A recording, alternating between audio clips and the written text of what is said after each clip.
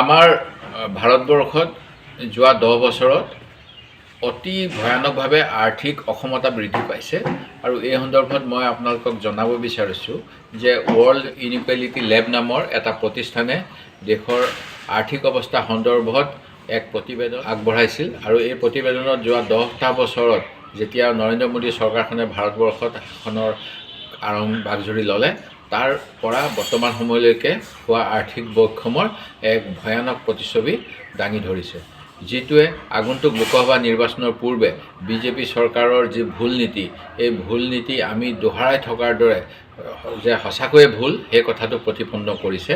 আৰু ইয়াৰ বাবে আমি সকলো জনগণকে বিজেপি চৰকাৰৰ বিভিন্ন প্ৰতিশ্ৰুতি আৰু ইয়াৰ প্ৰকৃত ৰূপায়ণ সম্পৰ্কে সজাগ হ'বলৈ আহ্বান জনাইছোঁ।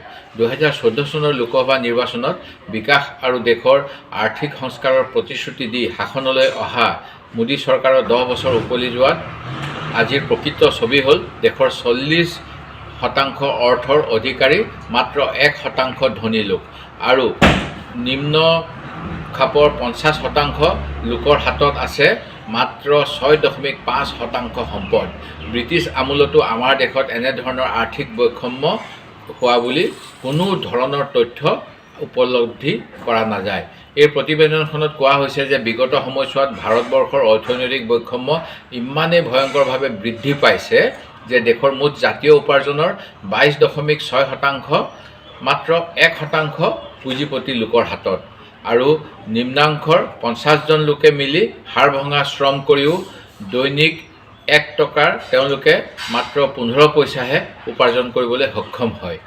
প্ৰতিবেদনখনত কেৱল জাতীয় উপাৰ্জনৰ ক্ষেত্ৰতে নহয়, দেশৰ মুঠ জাতীয় সম্পদো যে এটা মুষ্টিময় পুঁজিপতি শ্ৰেণীৰ পকেটলৈ গৈছে তাৰো তথ্য দাঙি ধৰা হৈছে। আমাৰ নেতা ৰাহুল গান্ধী ডাঙৰীয়াই আগৰ পৰাই কৈ আহিছিল যে মোদী চৰকাৰখন হৈছে চুট বুটকা চৰকাৰ, অৰ্থাৎ চুট পিন্ধা আৰু বুট পিন্ধা মানুহৰ চৰকাৰ, য'ত তেওঁলোকৰ কাৰণে সাধাৰণ জনতাৰ পৰা একমাত্ৰ ভোটটোৰহে মূল্য আছে। তাৰ বাহিৰে তেখেতসকলৰ আৰ্থিক উন্নতিৰ বাবে কোনো পদক্ষেপ দেখা পোৱা নাযায়। ইয়াৰ বিপৰীতে তেওঁলোকে দেশৰ সকলো নীতি আইন উদ্যোগপতিসকলৰ বাবেহে তৈয়াৰ কৰি আহিছে, যাৰ প্ৰমাণ শেহতীয়াকৈ প্ৰকাশিত এই প্ৰতিবেদনখনত পোৱা গৈছে। আমি জানো যে সোণ বা ৰূপ কিনিবলৈ গ'লে GST লাগে 3%, কিন্তু কিতাপ অথবা পেঞ্চিল কিনিবলৈ গ'লে GST লাগে 18%। এই প্ৰতিবেদনখনৰ পৰা আন এটা ভয়ংকৰ তথ্য প্ৰকাশ পাইছে।